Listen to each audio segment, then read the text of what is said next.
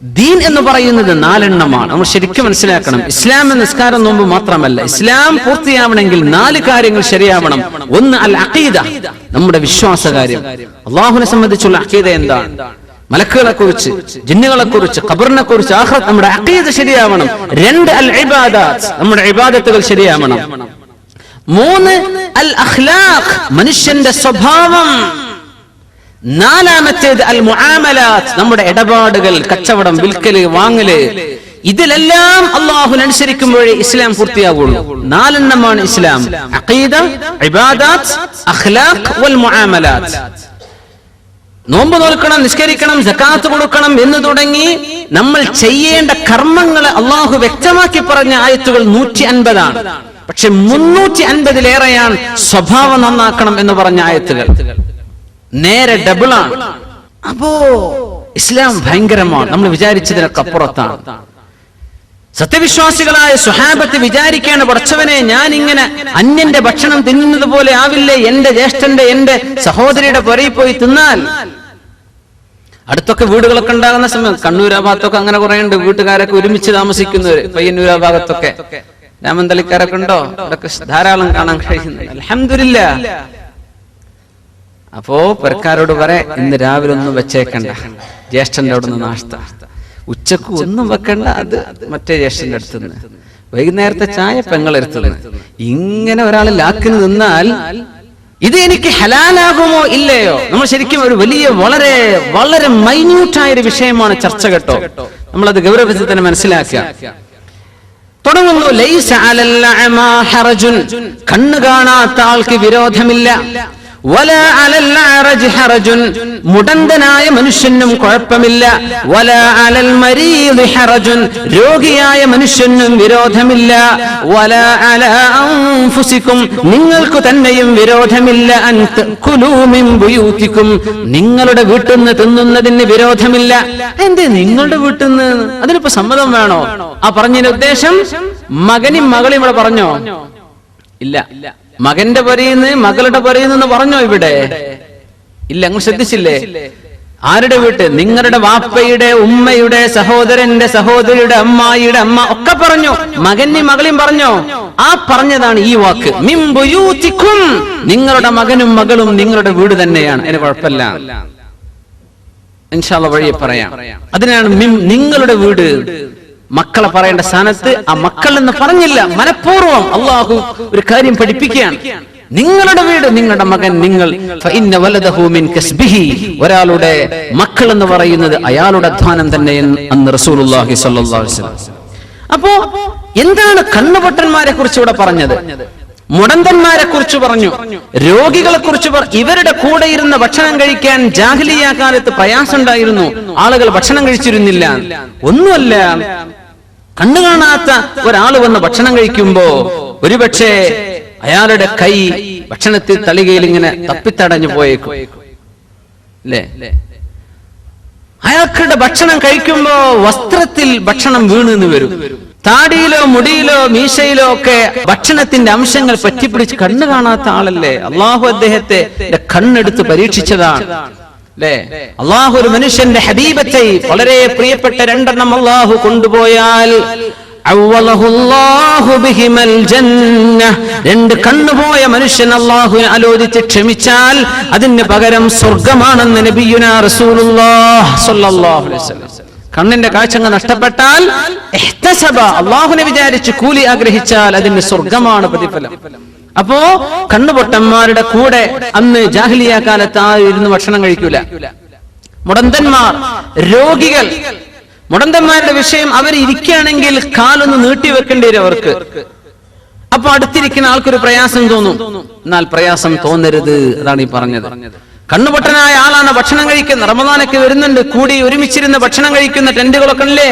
അവിടെ രോഗികൾ വരും, കാലിന് സുഖമില്ലാത്തവർ വരും, കണ്ണു കാണാത്തവർ വരും, മുഷിഞ്ഞ വസ്ത്രട്ട ആളുകൾ വന്നു വരും. ഒന്നും തോന്നണ്ട, അവർക്ക് കഴിയാത്തത് കൊണ്ടായിരിക്കുന്നു വിചാരിക്കുക. നീ ക്ഷമിക്ക്. അള്ളാഹു എല്ലാം ആഫിയത്തിൽ പടച്ചിട്ടുള്ള നിന്റെ മനസ്സിൽ അള്ളാഹു പരീക്ഷിച്ചവരെ സംബന്ധിച്ച് ഒരു മോശമായ വിചാരം തോന്നാൻ പാടില്ല. അവര് രോഗികളല്ലേ, അവര് മുടന്തന്മാരല്ലേ, അവർ കണ്ണില്ലാത്തവരെ അള്ളാഹു അവരെ പരീക്ഷിച്ചിട്ടില്ലേ? അതുകൊണ്ട് നിനക്ക് അവരുടെ കൂടെ ഭക്ഷണം കഴിക്കുന്നതിന് ഒരു പ്രയാസവും തോന്നരുത് കേട്ടോ. റസൂലുള്ളാഹി സ്വല്ലല്ലാഹു അലൈഹി വസല്ലം നമ്മെ പഠിപ്പിക്കുകയാണ്. അല്ലാഹു തആല ഒരു പേജങ്ങ് പറഞ്ഞു പഠിപ്പിക്കുന്ന ആശയം ഇതാണ്. രോഗികളെ കുറിച്ച് കാണുമ്പോൾ മോശമായ ആരാണ് രോഗം അള്ളാഹുവിനോട് വേണമെന്ന് ചോദിച്ചത്? നമ്മൾ ആരെങ്കിലും ചോദിച്ചിട്ടാണോ രോഗം വന്നത്? അല്ല. കണ്ണുപൊട്ടന്മാരായി അന്ധന്മാരായി ജനിച്ചിട്ടുള്ള ആളുകൾ, അല്ലെങ്കിൽ പിന്നീട് കണ്ണിന്റെ കാഴ്ച നഷ്ടപ്പെട്ടവർ, അവർ അള്ളാഹിനോട് ചോദിച്ചതാണോ എന്റെ കണ്ണ് വേണ്ടാന്ന്? അല്ല, അള്ളാഹു അവരെ അള്ളാഹു പരീക്ഷിച്ചതല്ലേ. കാലിന് മുടന്ത് ആർക്കാണ് അങ്ങനെ ജനിക്കാൻ ആഗ്രഹം? അവരുടെ പണിയാണോ അത്? ഖാലിഖായ അള്ളാഹുവിന്റെ പണി. എന്തിനാ കുറച്ചാളുകൾ അള്ളാഹു ഇങ്ങനെ ആക്കുന്നത്? ബഹുഭൂരിപക്ഷം ആളുകളും കണ്ണുപൊട്ടന്മാരാണോ? അല്ല. അള്ളാഹുവിന്റെ സൃഷ്ടികളിൽ 99% ആളുകളും പെർഫെക്റ്റ് ക്രിയേഷൻ ആണ്. പക്ഷെ 1% അള്ളാഹു തആല ചില വിടവുകൾ ഇങ്ങനെ കൊടുക്കും. എല്ലാവർക്കും ഹാർട്ട് ക്ലിയറാ, ചില ആൾക്ക് ഒരു പ്രശ്നം, കണ്ണിനൊരു പ്രശ്നം, ചെവിക്കൊരു പ്രശ്നം, കാലിന് കയ്യിന് വിരലുകൾക്ക് എന്തേ? ഇതുണ്ടാകുമ്പോഴാണ് ഈ നിഅമത്തിന്റെ വില മനസ്സിലാവുള്ളൂ. ആ നഷ്ടപ്പെട്ടവർക്ക് അല്ലാഹു കൂലി വേറെ കൊടുക്കുന്നതിന് പകരം. പക്ഷേ ഇതെല്ലാം പൂർണ്ണതയിൽ പടക്കപ്പെട്ട മനുഷ്യന് ഈ പൂർണ്ണതയുടെ വില അറിയണമെങ്കിൽ അപൂർണം അവന്റെ ഇടയിൽ മരിക്കുമ്പോഴേ ജീവന്റെ വില മനസ്സിലാവുള്ളൂ. പ്രായാധിക്യം വരുമ്പോഴാണ് ചെറുപ്പക്കാരുടെ വില മനസ്സിലാവുക. എന്റെ യൗവനം, യാ അല്ലാഹ്. പ്രായമുള്ളവരെ കാണുമ്പോൾ ചെറുപ്പക്കാരെ വിചാരിക്കണം, ഞാൻ അങ്ങോട്ട് എത്താൻ പോകുന്ന ആളാണ്. എല്ലാരും ഒരു ദിവസം ഒരു കാലഘട്ടത്തിൽ ജീവിപ്പിച്ച് കോടാനുകോടി മനുഷ്യരെ ഈ ജനറേഷൻ ആഫ്റ്റർ ജനറേഷൻ ഇങ്ങനെ കൊണ്ടുവരാതെ സയ്യിദുന ആദം നബി അലൈഹിസ്സലാം മുതൽ ഖിയാമത്ത് നാൾ വരെ വരാൻ പോകുന്ന മനുഷ്യരെ 100 കൊല്ലത്തിനിടക്ക് അല്ലാഹു എല്ലാവരും ഒരുമിച്ച് പടച്ചു, ഒരുമിച്ച് അങ്ങ് മരിപ്പിച്ചു എന്ന് വിചാരിക്കുക. അല്ലാഹു അങ്ങനെ ചെയ്തുകൂടായിരുന്നോ? ഉലമാ അത് തഫ്സീറുകളിൽ ചർച്ച ചെയ്തു. അല്ലാഹുവിന് അത് ചെയ്യാമായിരുന്നില്ലേ? പക്ഷെ എന്താ നടക്കുന്നത്? കുറെ കൂട്ടർ ജനിക്കുന്നു, കുറെ മരിക്കുന്നു, കുറെ ചെറുപ്പക്കാർ, കുറെ കൊച്ചുമക്കൾ, കുറെ ഗർഭിണികളായ പെണ്ണുങ്ങൾ, ഗർഭാശയത്തിൽ കിടക്കുന്ന കുഞ്ഞുങ്ങൾ, കുറെ പ്രായമുള്ളവർ, അങ്ങേയറ്റം പ്രായം ചെന്നവർ, കുറെ മരിക്കുന്നവർ. ഇതെല്ലാം കണ്ടുകൊണ്ടാണ് അല്ലാഹു മനുഷ്യനെ പടക്കുന്നത്. ഇതൊന്നും എല്ലാവരും ഒപ്പം മരിക്കുകയാണെങ്കിൽ ആർക്കെങ്കിലും മരണം എന്താണെന്ന് അറിയോ? എല്ലാവരും ഒരുമിച്ചങ്ങ് മുളച്ചതാണ്.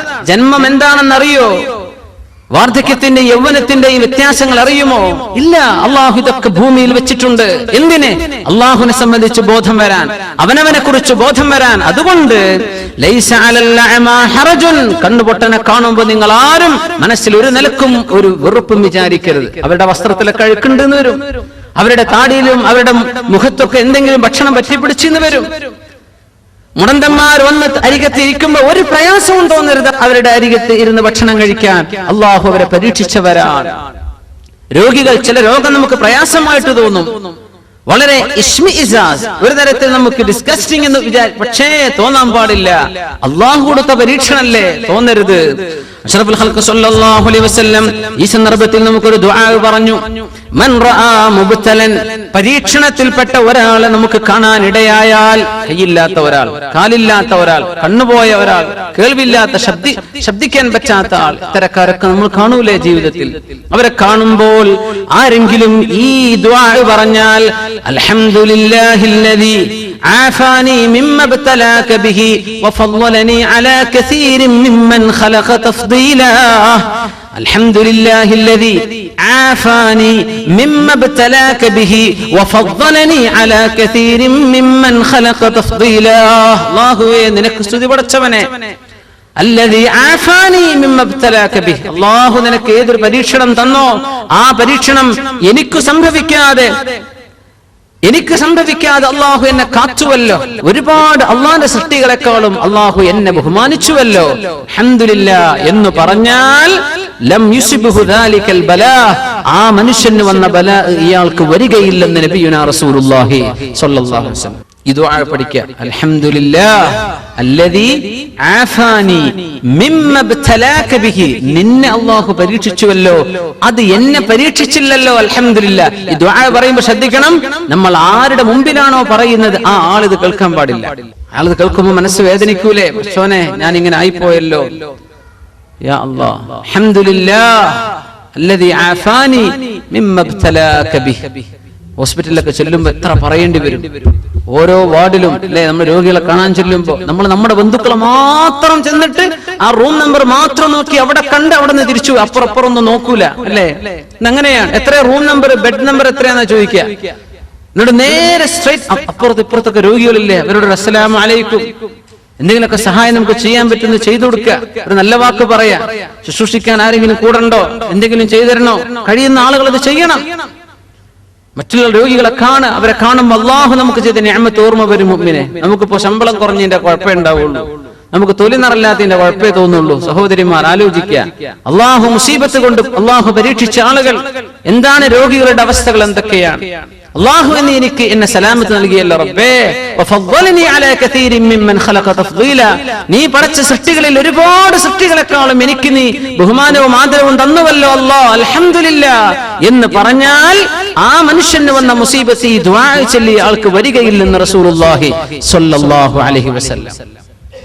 കണ്ണില്ലാതെ ജനിച്ചവര്, കണ്ണുള്ളവന്റെ കണ്ണ് കാഴ്ച പോകൂലേ? തിന്മ ചെയ്യുന്ന ആളുകൾക്ക് അത് വരുമ്പോ ശിക്ഷയാണ്, പക്ഷെ നന്മ ചെയ്യുന്ന ആളുകൾക്ക് അത് വരുമ്പോ അള്ളാഹു അവർക്ക് ഒരുപാട് കൂലി ഒറ്റയടിക്ക് കൊടുക്കാൻ തീരുമാനിച്ചു എന്നതിനർത്ഥം. അതുകൊണ്ട് ലൈസ അലൽ അഅമാ ഹറജുൻ, കണ്ണ് കാണാത്ത ആളുകളെ കുറിച്ച് ഒന്നും മനസ്സിൽ